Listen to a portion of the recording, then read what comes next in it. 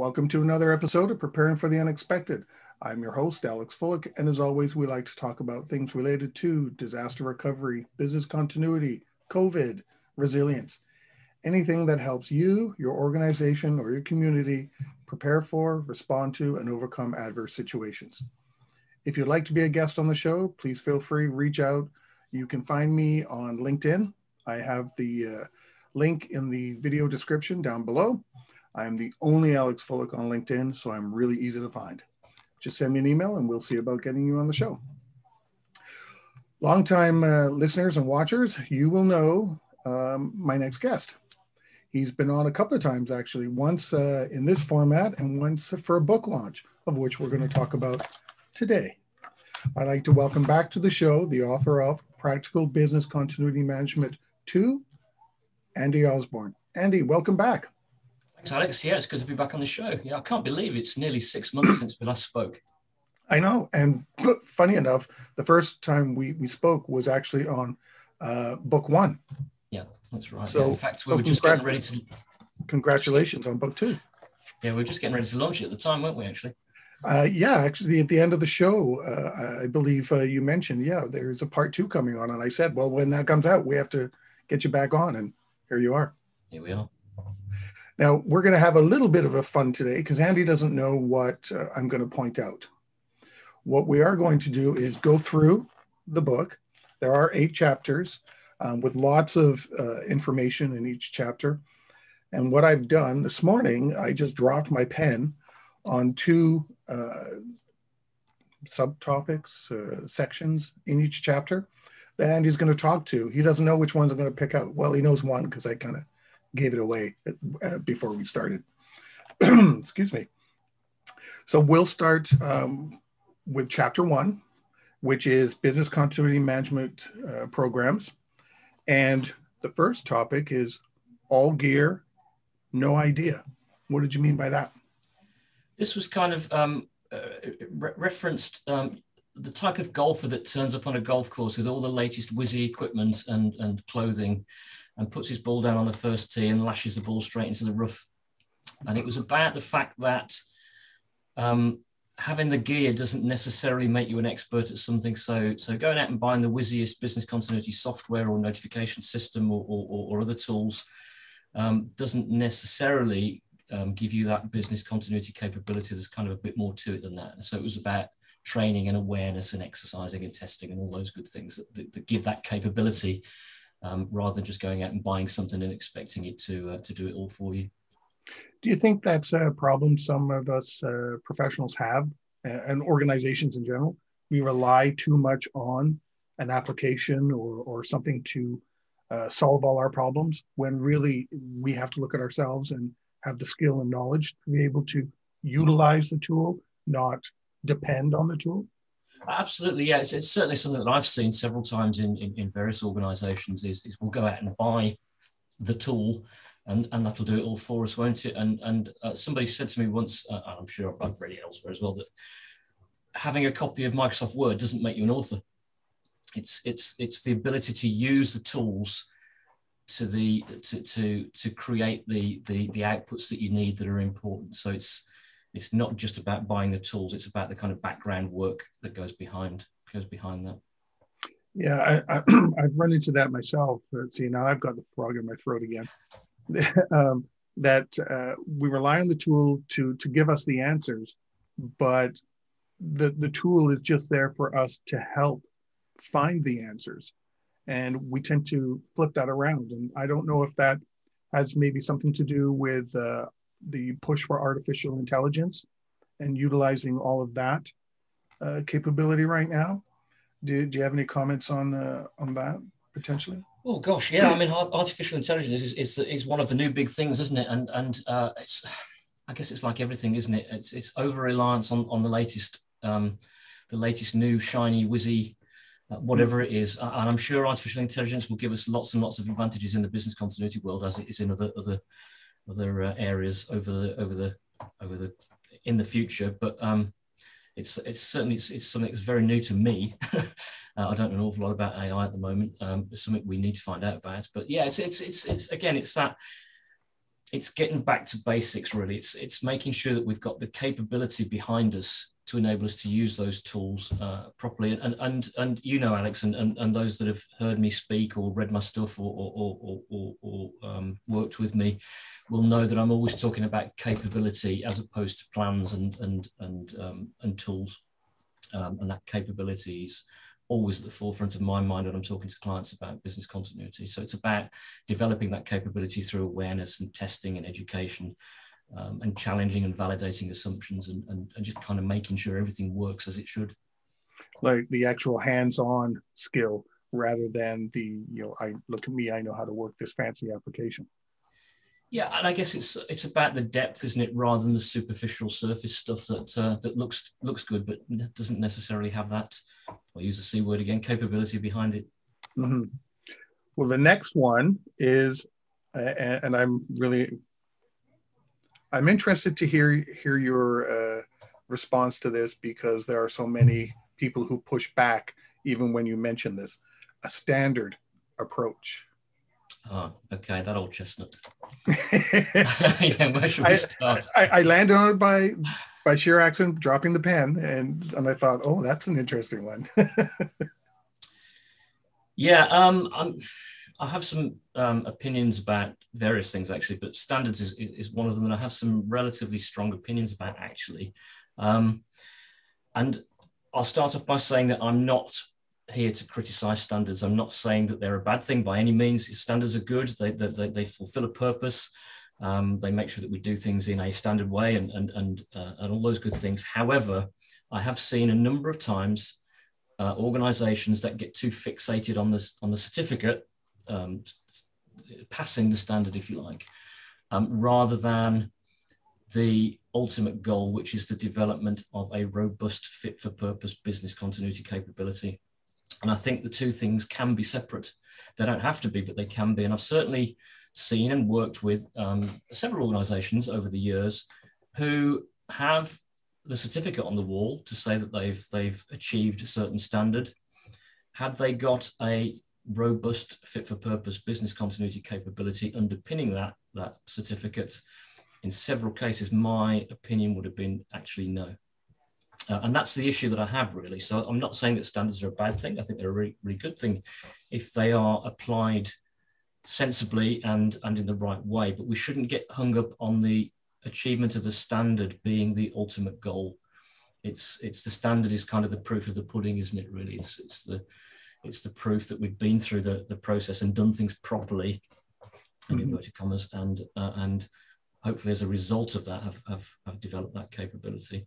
And the other slightly cynical view that I have on standards is certainly in the business continuity world, there's so many other things at the moment, aren't there, that they seem to be coming out every other day. We've got standards for business continuity management, IT plans, crisis management, incident management, resilience is a standard has come out now, crisis communication, people issues. We've got so many standards within the business continuity world that sometimes it's difficult to know where to start. And the cynic in me says, are the standards institutions seeing the business continuity community as a good little learner, really?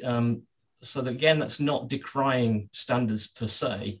It's just suggesting that maybe we need to take a step back and think about what our objective is in using these standards. Well, I look at standards that standards provide you the minimum. And if, to your point, if you are chasing the standard, then you're not really creating fit for purpose. You're not focused on what you need. You're focused on what audit or compliance or the standard or somebody, a governing body, expects you to have the minimum of, and then that's all you're reaching for.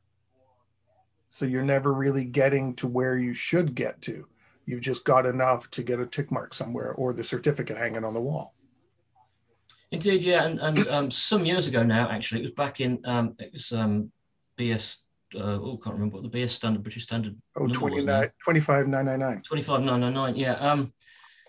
And I remember doing a case study. It was a presentation that I gave at the time, and I called it BS 25999. Why bother?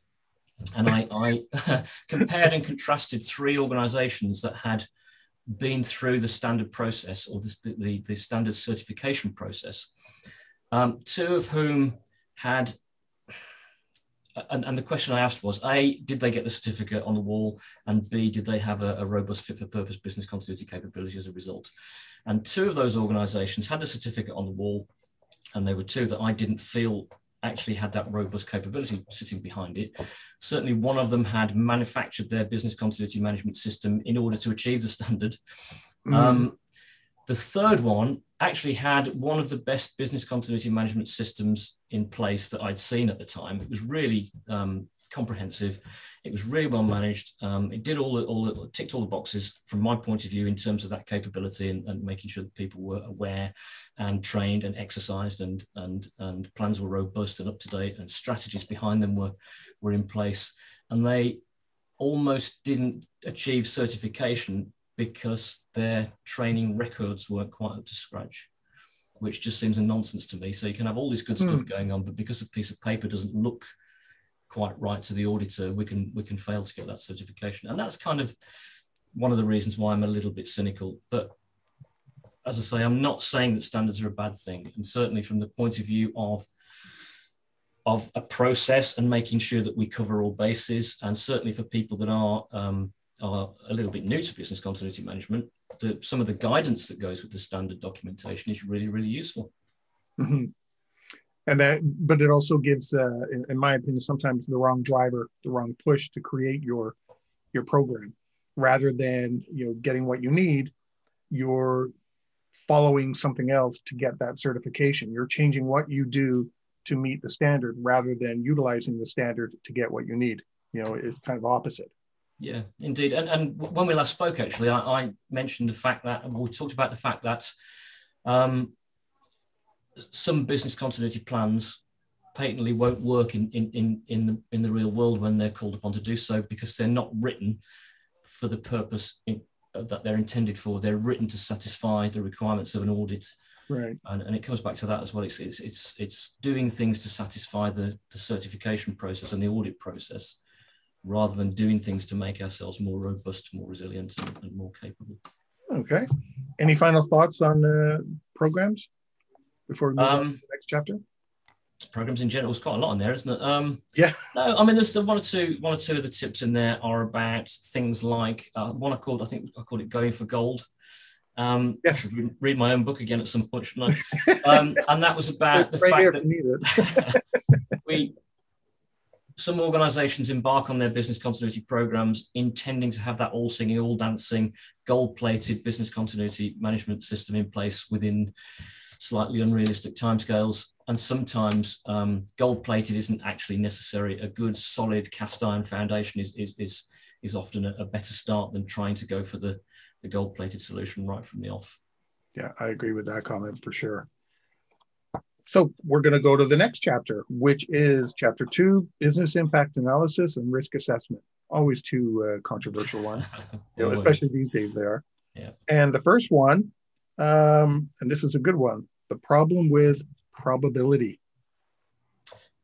Yes, the problem with probability, that was about the fact that when we're doing risk assessments, quite often the risk assessment, risk management methodology involves some way of identifying risks, often some kind of brainstorming session or workshop, but we'll identify the risks and then we'll assign them a rating based on the likelihood of the event or the risk occurring and the impact if it does.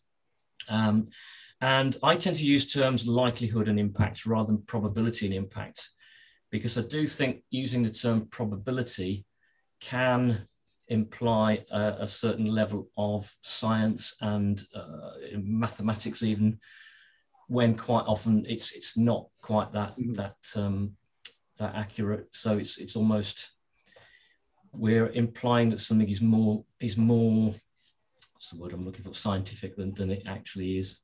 So likelihood is more subjective, I guess. But if we are using words like probability, then we ought to back that up with things like statistical analysis and various other things, which often don't happen in a typical risk assessment. So it's really just making sure that the terminology that we use isn't suggesting something that isn't there. Well, probability, I find too, when you just use that word probability, you're already saying that something is going to happen, and you're really just determining what the level of impact is going to be. What's the probability of this? Oh, so you're kind of telling me if it happens, people are already thinking when they hear that word probability. Oh, it's going to happen already. Yeah, and also, well, let me give you a little example. I live in Evesham in Worcestershire in the UK. We have a river that runs through Evesham, and every now and again we have a lot of rain and the river rises, and very occasionally it floods. And some years ago now, going back about 15 years or so, we had a really bad flood where the river rose to something like 18 feet above its normal level, and it flooded out the properties, the shops, the offices, and some of the homes along the riverside. And at the time, that was described as a 100-year flood. So the probability of this type of a flood happening of this magnitude is once every 100 years. And then 7 years later, we had another one, which was even deeper than the previous one. And then we had another one some years after that, which wasn't quite as bad. But assigning some kind of spurious probability, and making it sound that definite. So a lot of people thought, well, that was our 100-year flood. It's not going to happen again. So sigh of relief, and we can get on with our lives. But then, as I say, some years later, it happened again and then again. So even those statistical probabilities sometimes don't paint the real picture and can be flawed.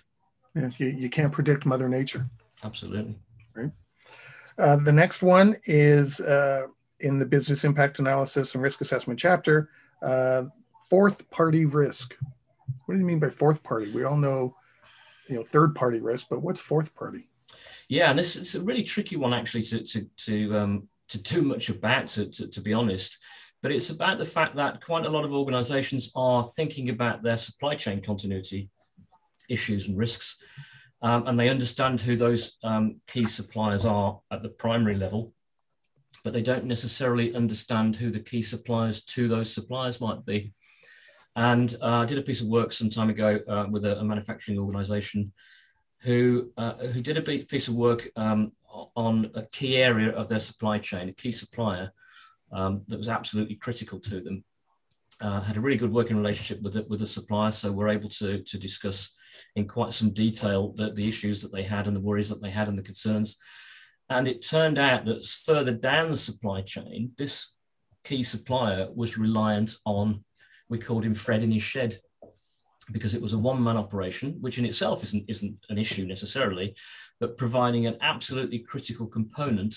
He was the only person that could do it because he had a specific skill set and knowledge, but was almost literally doing it in his garden shed. He was creating these components and selling them to the supplier that was then implementing them in their product and selling that on to the client. And once they understood that and saw what a risk it might be to the continuation of that part of their business, they were able to think through some of the mitigation measures and solutions. And I think in the end, that the supplier actually acquired the smaller company to enable it to put in more robust facilities and risk management systems and various other things, and mitigated the risk in that way. So it's a difficult one, because quite often we'll talk to our suppliers, and depending on the relationship with those suppliers, they might actually tell us to do the other thing. But if we've got a good working relationship with our key suppliers, and we can ask those searching questions about their potential single points of failure that might affect us, then that's potentially a good thing to do. Not necessarily an easy thing to do, but it's understanding that it's not just, there's more to it than just the supplier. There's other elements that might need to be considered. I like the expression Fred in the shed. That's an easy way to remember things. I kind of just had to write that down here, like for future reference. On that note, we've come to the end of our first segment. We are talking with Andy Osborne today, and we're talking about some of his content in Practical Business Continuity Management 2. We'll be right back.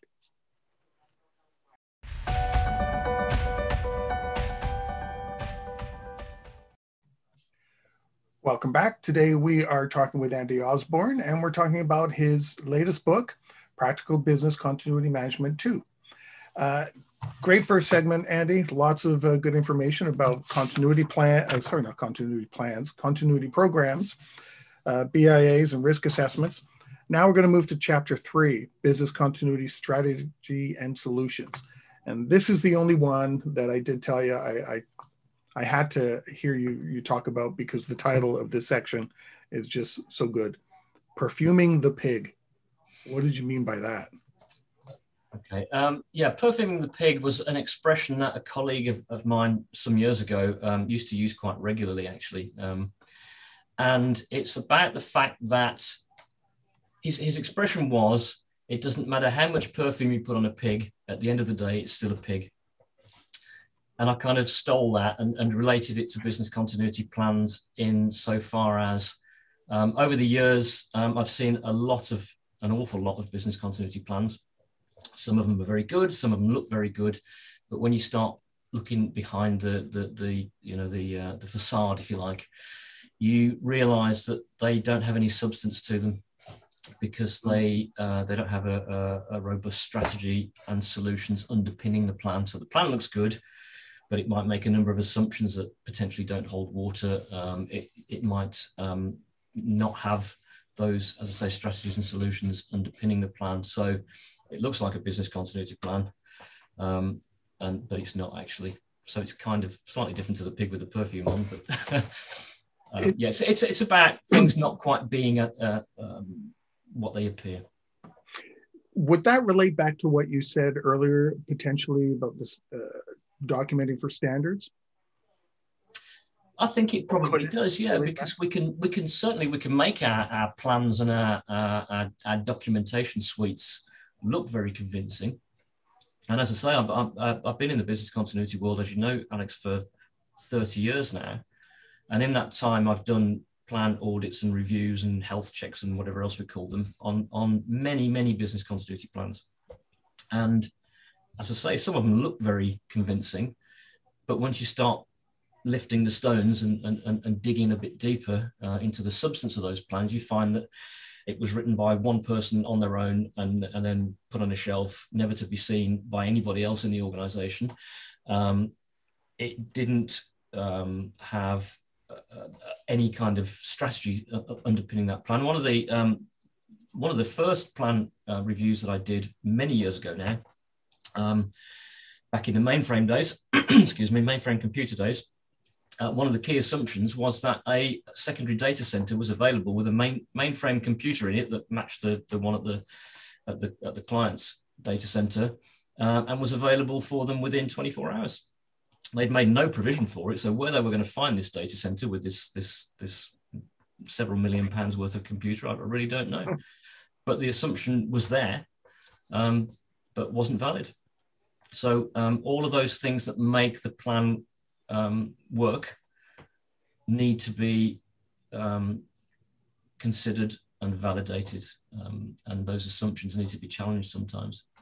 I was just going to say that it's like many of these plans seem to be filled with assumptions and comments with will it get to later, but because no one reviews it or reads it or has anything to do with it, those assumptions just get forgotten about, and at some point people come across them and go, uh-oh, we don't have that, we're stuck.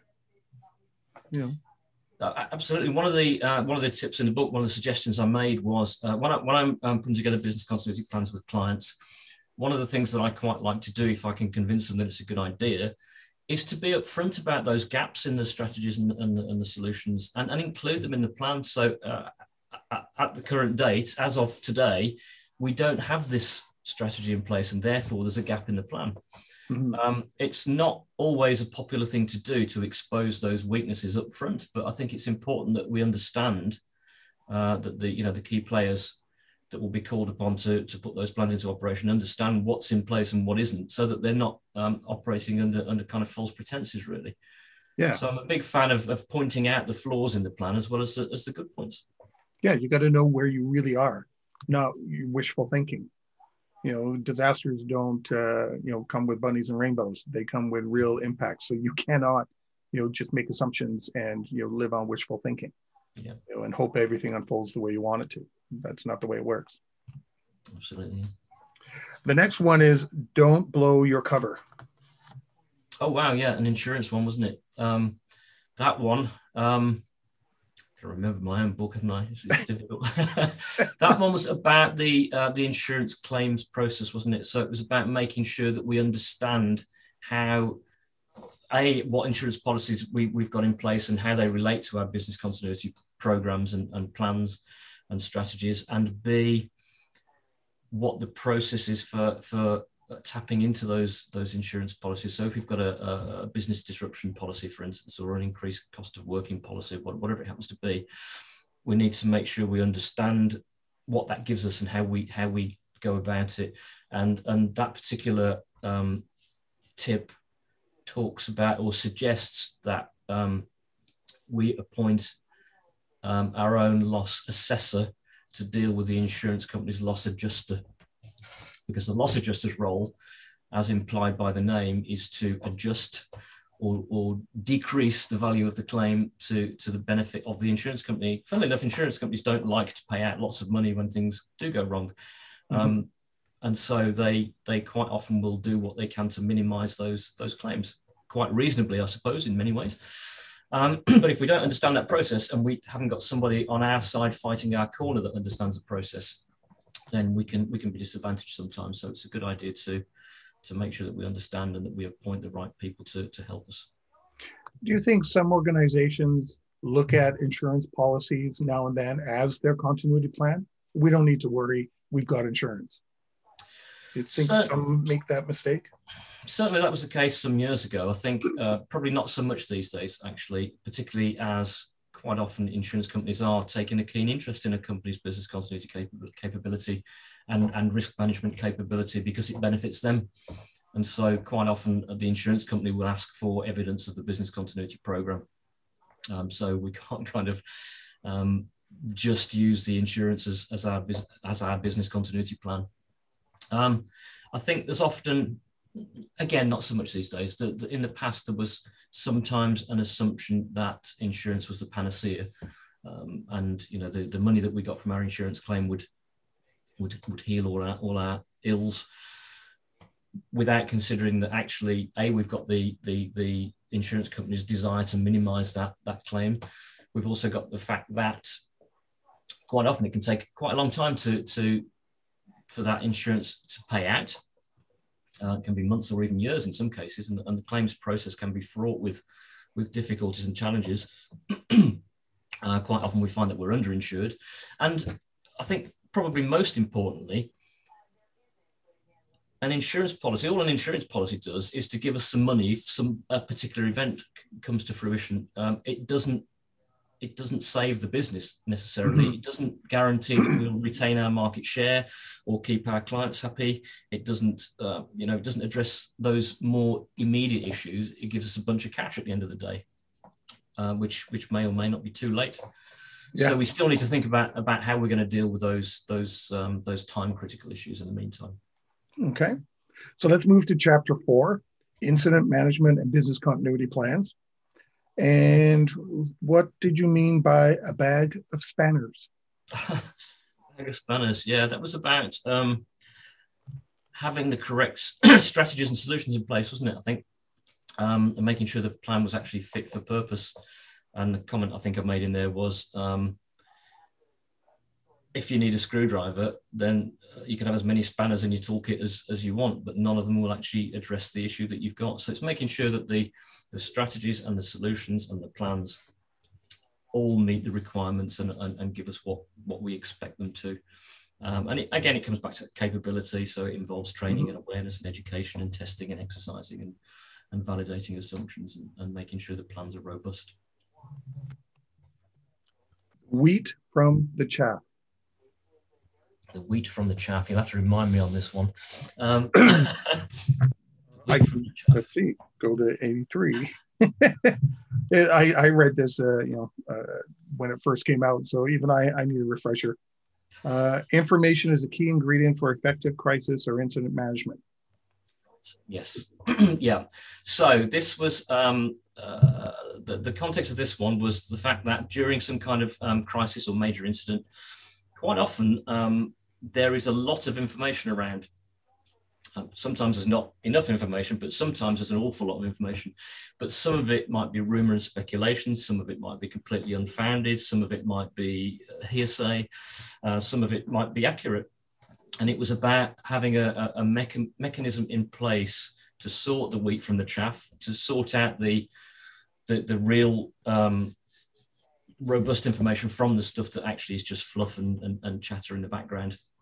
And it suggested that as part of our crisis or incident management team, that we have a subset of that team, an information management team, if you like, that's responsible for monitoring the different information channels, whether it be news channels, social media channels, talking to information that we're getting back from interested parties, whether it be customers or neighbours or people directly affected by whatever the incident is, and collating and analysing that information to make sure that we're corroborating facts and making sure that the information that is passed through to the decision makers is robust enough for them to make those key decisions using that information, rather than the rumor and speculation and the onslaught of stuff that they have to try and sift through. So it was about an information management team and process, really.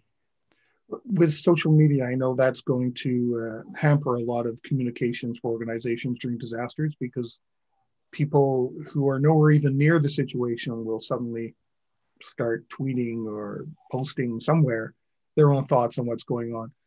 Any suggestions on how to weed out this information? You just ignore it and stay on message, or do you have applications that monitor all this stuff, or do you respond to the misinformation and crap that sometimes gets out there, or how do you kind of deal with that?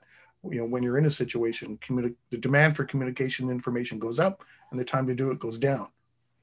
I think the first stage of that is realizing and accepting that the world has changed, hasn't it, in recent years with social media, and there's so much of that information bouncing around in the ether that we can't ignore it. We might choose not to act upon it, but we can't pretend it's not there. So even organizations that aren't particularly big on social media from a business as usual point of view need to consider the impacts of social media on managing a crisis, and have some kind of mechanism for monitoring and responding appropriately. And that response may be, let's ignore it. It may be, let's divert it. It may be, let's put out some messages of our own to counter some of those claims or comments. But it's having a strategy to make sure that we get on top of it in some way and not just ignore it. Because if we ignore it, somebody's got something to say, haven't they, all the time these days? And it might not necessarily be the messages that we want to promote. So there are ways that we can mitigate those issues. We can't make them go away completely, and they are likely to cause us some difficulties. And so we need to think in advance how we're going to manage that situation. And then, as with all these other things, to build that into our exercises and tests to make sure that we're up to speed when we need to do it for real. Yeah, so much different than 20 years ago, where you could just have one person stand at a lectern and just say, "This is what's going on." Oh gosh, yes. Before you even get that out of your mouth these days, you've got thousands of people around the globe saying, "No, this is what I think." Yeah, we do some some crisis media training, and I work with a specialist media organisation to deliver that training, because it's not my area of expertise. I'm not a journalist.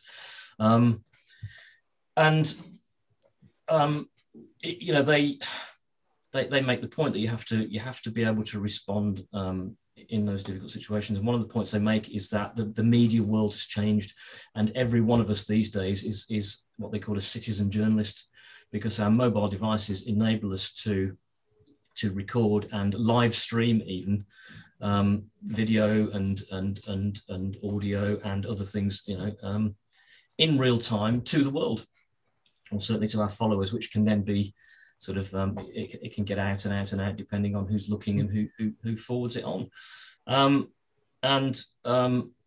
It brings some issues. And in fact, one of the tips that I wrote it's related to this. It's not quite the citizen journalist thing, but it's about the fact that because of the way the world has changed, and I don't, but lots of people want to broadcast their whole lives on social media, don't they? So everything that happens, they photograph, they film, they stick it on social media for the world to see.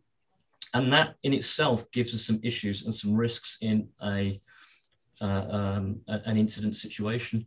And the tip that I wrote was called fight, flight, or freeze. So I think lots of people are familiar with the fight or flight response. You know, when you're in a difficult situation, our physiology causes us to do certain things that either makes us, the adrenaline pumps and we want to fight our way out of it, or we might run away, or we might just completely freeze. And I call it fight, flight, or film, because it seems to be becoming a natural inclination of people to film everything. So rather than getting away from a difficult situation, people are hanging around to film the fire or the riot or the terrorist attack or the hurricane or the whatever it is, which is A, putting themselves in danger, and B, potentially putting that news out there very, very quickly that the organization might have to respond to. We've kind of gone into the next chapter, chapter 5, crisis and incident management. So we'll just talk at one, and then we'll take a break. An issue with authority. Yeah, that one was about the seniority and authority levels within our crisis and incident management teams, and ensuring that we've got people in there that are able to make decisions and authorize things like emergency payments. And I have seen in a number of crisis or incident management teams where the responsibility has been delegated. So the incident management team isn't necessarily the top people, and doesn't necessarily have to be, but they haven't delegated the appropriate levels of authority for decision-making and expenditure along with that. And so every decision has to be referred upwards for approval, or for the budget sign-off, or what have you, and it just slows the process. So we just need to make sure that within our incident management teams, we've got sufficient seniority and authority to do the things that we need to do. It kind of, without the delegation of authority, it kind of makes your incident management team or crisis management team ineffective. So why are they there to start with if everything has to go somewhere else? Yeah, because you don't have the right people with the right authority in the right spots. Yeah, and at the time of an incident, when we potentially need to be making important decisions very quickly and taking key actions very quickly, we really don't want to be hamstrung by having to refer everything to somebody else to approve. That's right. That'll delay our response, and it'll look, well, the public, and we talked about social media, will start saying what's taking them so long to do these kind of things. It'll make us look bad. You know, it certainly won't help our case when we want everyone to help us, you know, and be empathetic to what we're going through. And I guess that comes back to the importance of exercising and making sure that we raise these issues and address these issues as part of our exercising programs. And on that note, we've come to the end of our second segment. Today, we are talking with Andy Osborne, author of Practical Business Continuity Management 2. We'll be right back.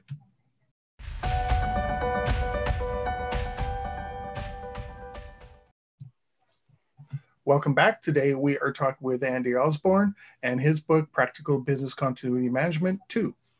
Andy, lots of great information. Let's go to chapter 6. We kind of talked about some of this in the previous segment, crisis communications. So let's pick this section in here. No news is bad news. Right, no news is bad news is about the fact that I've come across a number of senior people in various organizations over the years whose media response strategy in a crisis is just not to talk to the media. So we're not going to talk to the media. We don't have to. Why would they be interested in us anyway? And a lot of it, actually, I think, boils down to the fear of doing it because it's not something that we're used to doing, talking to journalists in a difficult situation, which is why it's so important to practice that before the event. Because if we choose not to say anything, the media organization, whoever that is, whether it's one of the traditional media channels like the TV or radio news, or whether it's social, whatever it happens to be, they've got column inches to fill, they've got news minutes to fill. They're going to fill it somehow. And if we don't speak to them, they'll speak to somebody else. Mm-hmm. And that somebody else might not necessarily put across the same concerns and face that we want them to. It may be somebody that's got an axe to grind. It may be a competitor that they talk to. It may be somebody that just doesn't like us. Mm-hmm. And so why wouldn't you put your side of the story, other than the fact that it's a difficult thing to do? And it's actually, it is difficult to talk to the media if you're not used to doing so, but there are certain tips and tricks and techniques that can help immensely in doing that. So it's like everything, isn't it? If we don't practice it, we're unlikely to be very good at it. And if we don't do any kind of training and awareness, we're not going to know how to deal with it. Whereas actually there's lots of things that we can do to make us far more confident and proficient at dealing with those media inquiries and making sure that we get our side of the story across rather than shutting up shop and letting others speak for us. The quote in there is by a chap called C. Northcote Parkinson, who was the guy that wrote Parkinson's Law, which is the one that says that any activity will expand to fill the time that's allotted to it. But he also wrote about other things. And one of the things he said was, and I'm kind of trying to remember it, so it probably won't be word for word, but he said something like, the vacuum caused by a failure to communicate will be filled with misrepresentation, drivel, and poison. Mm-hmm. So somebody else will fill that void, and it'll not necessarily be what we want it filled with if we don't speak on our own behalf. And you can end up causing yourself an even greater situation. You maybe have an application go down and dealing with customer impacts, but now you're dealing with all the PR part of it because other people have been speaking for you. And they don't even know anything about the application going down. They're talking about everything else under the sun. You've got two crises all of a sudden. Indeed, and yeah, absolutely. We've seen many cases where the media interest has almost become a bigger crisis than the original one. And how often have we seen or heard in a news report the company X refused to comment? And what impression of company X does that give us? Yeah, the impression that the media tend to put across is that we've therefore got something to hide. Yeah, and then they go digging, and other people will go digging, and that's when, to your point, people that have an axe to grind will all of a sudden speak up, and start talking about other things under the sun, whatever they want to say. Yeah. Excuse me. So let's go to chapter 7, people issues. I thought this was an interesting one, but that's where my pen landed. We're only human. We're only human. Yeah.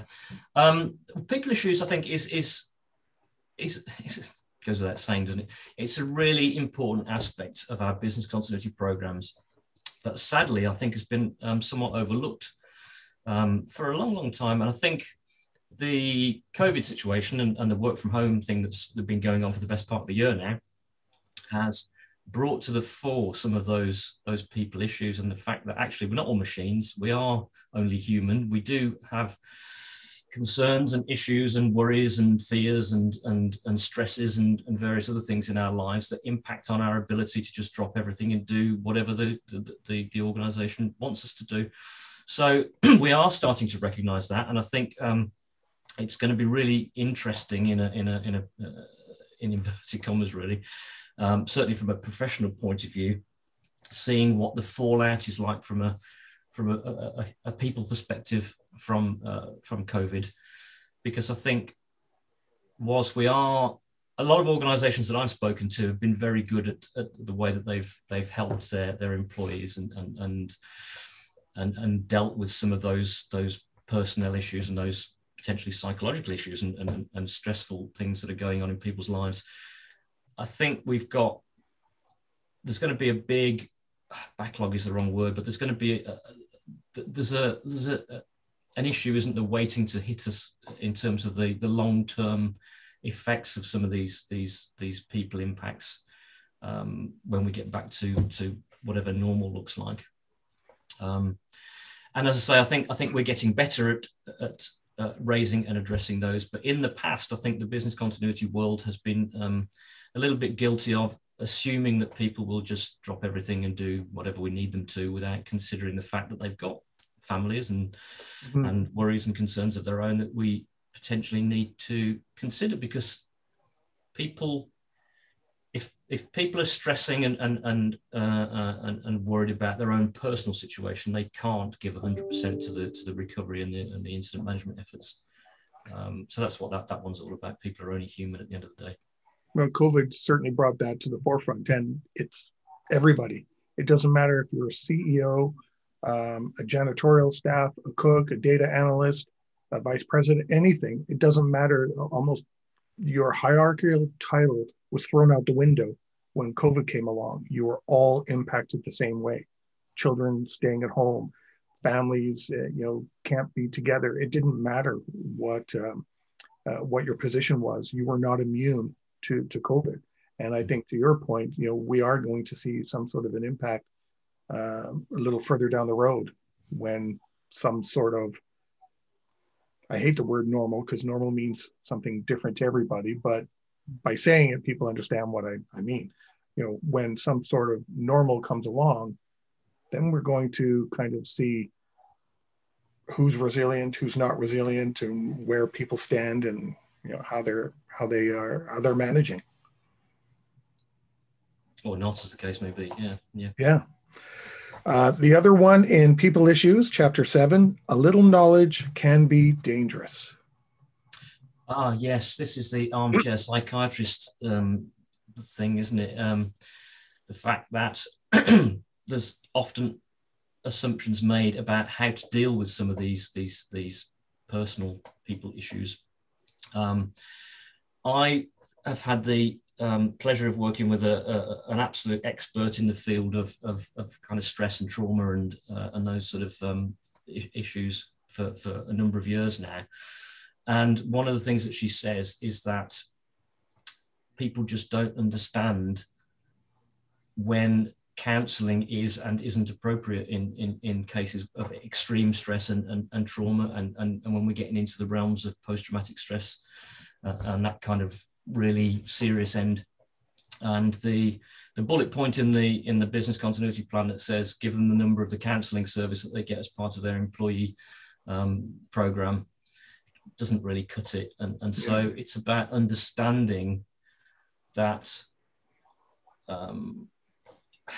we're not necessarily experts in psychological issues. We might have a little bit of knowledge, but we really ought to tap into the expertise of the people that really know about these things. Yeah, I've run into a few people in the industry that it's almost as though they're pseudo psychologists. Well, no, we need to deal with people issues, but we're not psychologists, and we shouldn't pretend to be, Chapter 8, the last chapter in the book, it's on exercising and testing. Now, I know I dropped a pen and got two different points here, but we've touched on that one quite a bit. So I'm going to let you talk for a couple of minutes on just what you want to say about exercising and testing, because obviously, and I hope people are realizing this, that, and we mentioned this in a break as we were chatting, they can't think in silos when it comes to a lot of this stuff. And exercising and testing, you brought up all the way across, everything we talked about. You mentioned awareness, training, exercising, testing. So take a few minutes and talk freely of your thoughts on exercising and testing. Okay, I think exercising and testing is probably the most important element of the business continuity life cycle, if you like. And when we see life cycle diagrams in some of the standards documents that we were talking about earlier, and they start with some analysis and strategy and some plans and some maybe some awareness and some exercising and testing always tends to be towards the end of the process in terms of the little pictures that we see. And I know they're usually circular and go around again, don't they? But I'm very much of the opinion, excuse me, that it does. We can leap into that life cycle at any point, depending on where we are in terms of our maturity, and we don't have to wait until all the bells and whistles are in place before we test or exercise. And to the extent that I've kicked off a number of business continuity programs with an exercise.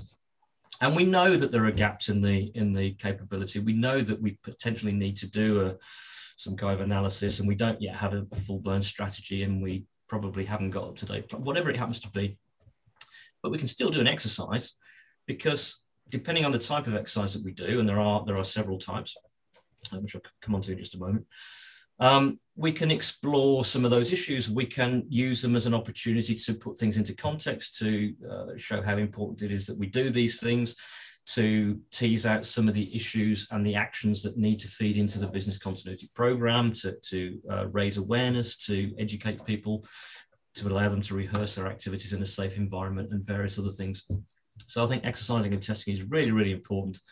And I'd rather do that than a business impact analysis any day. A, because it's more interesting, and B, because it kind of helps to develop that capability. When I talk about exercising and testing, I do make the distinction between exercise and test, insofar as when I talk about testing, it's usually technology related, not always, but it's usually proving that something works or doesn't. So it might be, can we recover this IT system within 4 hours, 2 minutes, whatever it is? Does this piece of technology actually work? Can we relocate this to that? So it's almost a pass or fail. Whereas if we apply that approach to exercising the people, actually often they're not very keen on doing something that results in a pass or fail. Mm-hmm. That's true. And neither should we do that. And so the exercising is really about rehearsal and about the stuff I talked about identifying issues and practicing things in a safe environment. So there's not necessarily a pass or fail. Yes, we might be looking for areas where we need to improve things. So for instance, it may be that as part of our exercise, we bring in a journalist to interview somebody and they perhaps don't do a great job. And so it raises the awareness that we perhaps need to do some media training. It's not a failure as such. It's not complete cross in that box, but it's identified an issue that we need to do something about. So testing, pass or fail, normally technology related. Exercising, more normally people related. More often than not, using some kind of scenario to drive the exercise. So a fictitious event, and getting people to react to and take decisions and actions based on the specifics. Excuse me, losing my voice. Specifics of the event that we throw at them. But as I say, I think exercising and testing is one of the most fun elements of the program, and B, one of the most important. I agree with you. I think identifying gaps through exercises and testing are opportunities. Like, hey, you've learned something you didn't know before. Otherwise you're just validating what you already know. But if you've discovered a gap, that's a new opportunity to learn, a new opportunity to investigate, and get your hands right in there and fix something, or do something about it. I agree with you about the pass fail with people. It's like goes back to grade school. You thought you knew all about this subject, but you fail. So when you hear pass or fail, you put your back up, and you don't like those kind of terms. Like, oh, we failed. No, you didn't actually. I think you take a step forward if you identify opportunities and gaps in your processes. Yeah, absolutely. And I've made the point before that actually I don't think you can have a failed test. We can, but it has to be an absolute car crash. Yeah. But even a test that doesn't go completely to plan, as long as it identifies the weak points and the issues and the actions that we need to take to address those, the time to find out about them is not when we're doing it for real. So if we tease them out during an exercise or a test, that's absolutely fine in my view. That's success, not a failure. And so it's important to do that. Well, we've come to the end of the show. Andy, do you have any final thoughts or a final comment for all the viewers out there? in terms of the book, it's Go out not a and buy book. it. You can go and buy it, yeah. But it's not a book that I would suggest that you read from cover to cover. It's not that kind of a document, really. It's more a dip in and out depending on what issues you're facing in the business continuity program at any given time. So if you've got some issues with crisis communication, for instance, there might be something in there that that gives you something that's usable in your environment. Similarly, with some of the people issues, they won't all apply, but some of them might give you food for thought and be advantageous in that respect. The tips in the book, and the previous book actually, are all stuff that I've written over quite a period actually. So it's almost like a distillation of my 20, 30 years business continuity experience. So the vast majority of these tips are things that have been tried and seen to work in other organizations, other contexts. So some of them are based on reading and research and seeing other people and talking to other peers. But a lot of them are practical things that have been done and have worked and may well work for you if you tweak them a little bit and use them. But also, I write a tip of the month for my clients and other interested parties. Very similar style to the tips of the book. If you want to subscribe to that, please do so at our website at acumen-bcp.co.uk. And the only other thing I would mention is I also write an occasional blog, which is a little bit more light-hearted, but usually contains some kind of serious business continuity message in there. But it's more fun than your average business continuity communication, I guess. Well, I'll put that acumen-bcp.co.uk. I got it right? That's right. I'll put that in the video description. So anyone who wants Andy's monthly tip, the link is down below. So go check it out. Andy, thanks very much for sharing your expertise and time again, and congratulations on the new book. As you can see, I've got my copy here. So, thank you very much again for sharing your time. I think this is the second time we've interviewed, but it's actually your third appearance because we actually had your book launch video on the channel. Yeah. Yes, we did. So thanks very much. I really appreciate it, your time, and have a great day. Stay safe. And to everybody watching, stay prepared, everyone. If you liked that video, thumbs up. If you didn't like that video, thumbs down. But leave a message and let me know what your thoughts are. If you'd like to be a guest on the show to talk about something related to business continuity, disaster management, COVID, personal well-being, anything that's relatable to those subjects, you can reach me through my LinkedIn profile, which is in the video description. And of course, don't forget to subscribe. In the meantime, stay prepared, everybody.